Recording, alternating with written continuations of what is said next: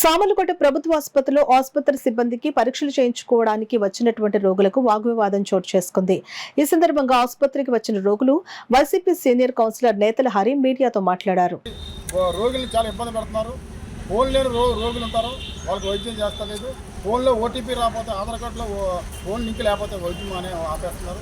ఈ విధంగా పట్టణ ప్రజలు చాలా ఇబ్బంది పడుతున్నారు. చుట్టుపక్కల గ్రామాలకు కూడా వస్తున్నారు రోగులు.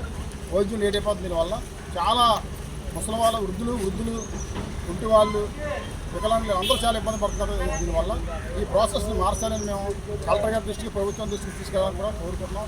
ఇది మార్చకపోతే ప్రజల పక్షాన, రోగుల పక్షాన మేము మరి చర్యలు తీసుకుని పోరాటం సిద్ధంగా ఉన్నాం.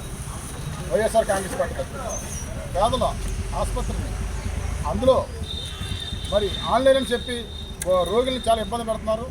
ఫోన్ లేని రోగులు ఉంటారు, వాళ్ళకి వైద్యం చేస్తలేదు. ఫోన్లో ఓటీపీ రాకపోతే, ఆధార్ కార్డులో ఫోన్ లింక్ లేకపోతే వైద్యం అనే ఆపేస్తున్నారు. ఈ విధంగా పట్టణ ప్రజలు చాలా ఇబ్బంది పడుతున్నారు. చుట్టుపక్కల గ్రామాలకు కూడా వస్తున్నారు రోగులు.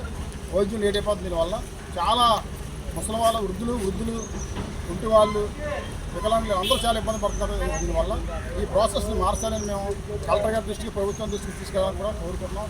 ఇది మార్చకపోతే ప్రజల పక్షాన, రోగుల పక్షాన మేము మరి చర్యలు తీసుకుని పోరాటం సిద్ధంగా ఉన్నాం.